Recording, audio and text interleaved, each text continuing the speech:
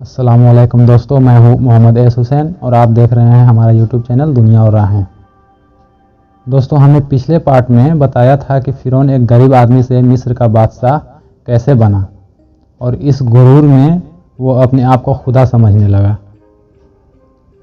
دوستو، اس ویڈیو میں ہم حضرت موسیٰ علیہ السلام کی پیدائش اور فرعون کا خاتمہ کے بارے میں بتائیں گے۔ دوستو، جب فرعون نے خواب دیکھا کہ بیت المقدس کی طرف سے ایک آگ آئی اور اس نے پورے مصر کو گھیر لیا اور تمام فرعونیوں کو جلا ڈالا، پر بنی اسرائیل کو کوئی نقصان نہیں پہنچایا۔ دوستو، یہ عجیب و غریب خواب دیکھ کر فرعون پریشان ہو اٹھا اور اس نے نجمیوں سے اس کی تعبیر پوچھی۔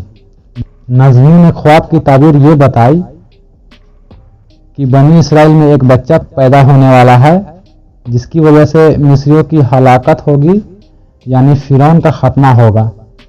یہ تعبیر سن کر فرعون ڈر گیا۔ تب اس نے ایک خوفناک حکم جاری کیا، بنی اسرائیل میں جو بچہ پیدا ہو اسے قتل کر دیا جائے۔ اگر ان کے یہاں بیٹے پیدا ہوں تو انہیں قتل کر دو، بیٹیاں پیدا ہوں تو انہیں چھوڑ دیا جائے۔ پھر ایسا ہی کیا جانے لگا۔ ہر نومولود بچے کو قتل کیا جانے لگا اور بچیوں کو چھوڑ دیا جاتا۔ یہ تھا بچوں کا ذبح کرنے کا حکم جو بنی اسرائیل میں شروع ہوا۔ اس کا طریقہ انہوں نے یہ اختیار کیا کہ ہر گھر حاملہ خاتون کی نگرانی شروع کر دی۔ دایا عورتوں کے ذمے یہ ڈیوٹی لگائی کہ حاملہ عورتوں کی اطلاع دیں گی اور جو دایا اطلاع نہ دے اسے بھی قتل کر دیا جاتا۔ اس طرح فرعون اور اس کے وزیروں کو ہر نومولود سے باخبر رکھا جاتا تھا۔ ان دنوں حضرت موسیٰ علیہ السلام کے والدہ اپنے حمل کے نزدیک دنوں میں تھیں۔ انہوں نے اس بات کو چھپائے رکھا اور دایا کی کام کرنے والی عورتوں سے بھی خود کو چھپائے رکھا، یہاں تک کہ درد جہ کا وقت آ پہنچا اور انہوں نے بچے کو جنم دیا۔ اس بارے میں سوائے قریبی لوگوں کے کوئی نہیں جانتا تھا۔ بچے کے پیدائش کے بعد وہ فکر مند رہنے لگی۔ حمل کے دنوں میں تو انہوں نے خود کو چھپا لیا تھا، اب بچے کو کیسے چھپائے؟ پھر بھی اپنی پوری کوشش کرتی رہیں، یہاں تک کہ ان کے پاس اللہ کا حکم آ گیا۔ یہ حکم اللہ تعالیٰ نے ان کے دل میں ڈالا تھا۔ اللہ کا حکم یہ تھا کہ ہم نے موسیٰ کی ماں کو وہی کہا کہ اسے دودھ پلاتی رہے اور جب تجھے خوف محسوس ہو تو اسے دریا میں بہا دے۔ کوئی خوف نہ کھا اور کوئی غم نہ کر، ہم یقیناً اسے تیری طرف لوٹانے والے ہیں اور اسے پیغمبروں میں سے ایک پیغمبر بنانے والے ہیں۔ اور پھر واقعی تلاش شروع ہو گئی۔ بنی اسرائیل پر سختی کی گئی۔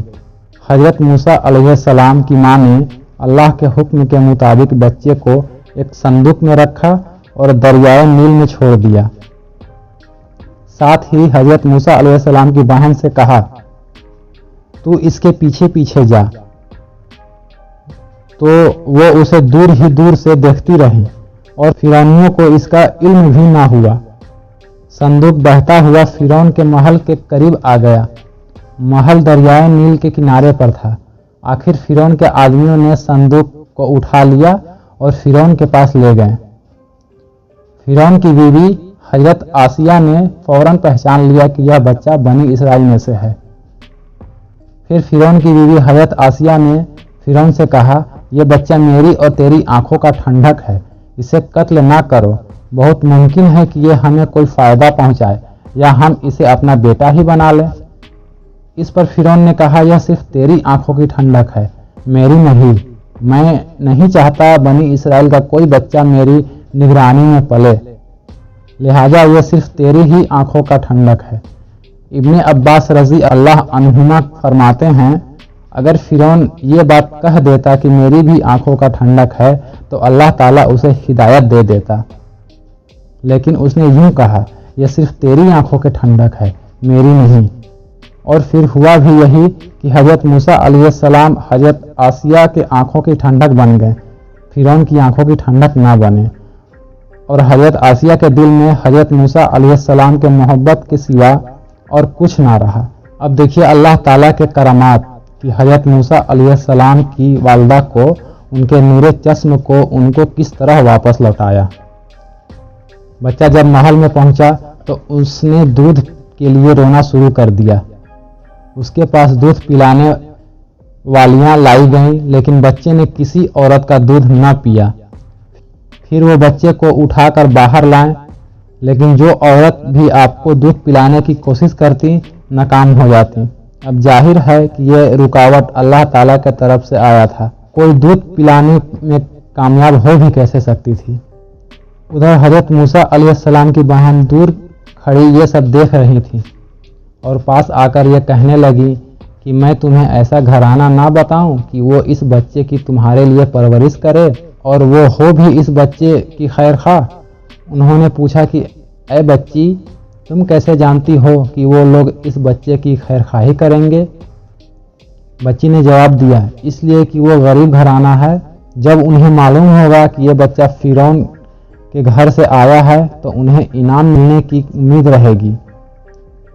उस घर में एक नेक सीरत खातून है, वो इस बच्चे को बखूबी दूध पिलाना कबूल करेंगी। तो उन्होंने कहा, चलो ठीक है।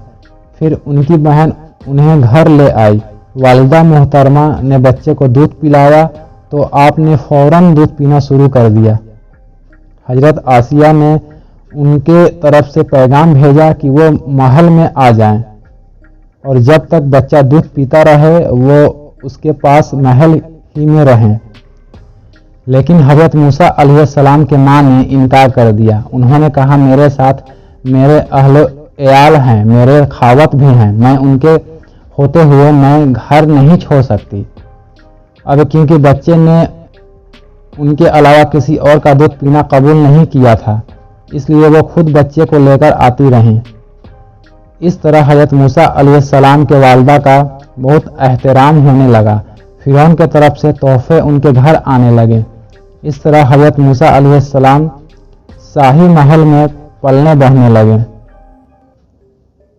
जब अल्लाह ने हज़रत मूसा अलैहिस्सलाम को नबूवत से सरफराज फरमाया और आप हज़रत अलैहिस्सलाम ने फिरौन को नसीहत फरमाई और कई मोजज़े उसे दिखाएं।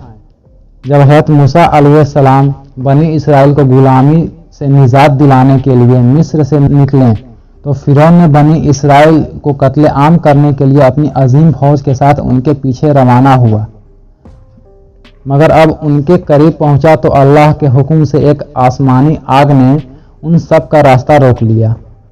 उस वक्त हज़रत मूसा अलैहिस्सलाम ने अल्लाह के हुक्म से अपना असा को पानी पर मारा, जिससे दरियाए नील के पानी अलग अलग हो गए और एक रास्ता बन गया और लाखों की तादाद में बनी इसराइल दरिया में बनने वाले इस रास्ते से पार हो गए।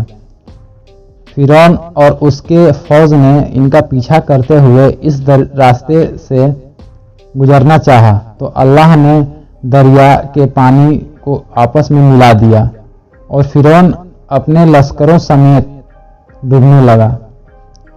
तो बोल उठा कि इस बात पर ईमान लाया कि उसके सिवा कोई माबूद नहीं जिस पर बनी इसराइल ईमान लाए हैं। मैं भी उस अल्लाह के सामने अपना सर झुकाने वालों में से हूँ। तब उससे कहा गया, अब ईमान लाता है, हालांकि तू इससे पहले नाफरमान रहा और फसादी था, और आज हम तेरी लाश को बचा लेंगे ताकि तू अपने बाद वालों के लिए इबरत की निशानी बने। और आज दोस्तों, फिरौन की लाश पूरी दुनिया के लिए इबरत बनी हुई है। जो कभी अपने खुदाई का दावा करता था वो बेबस और लाचार पड़ा है। तो दोस्तों, आज की वीडियो में बस इतना ही। वीडियो पसंद आने पर हमारा चैनल दुनिया और राहें को सब्सक्राइब कर लें ताकि हम आप तक ऐसे ही इंफॉर्मेटिव वीडियो पहुंचाते रहें। खुदा हाफिज।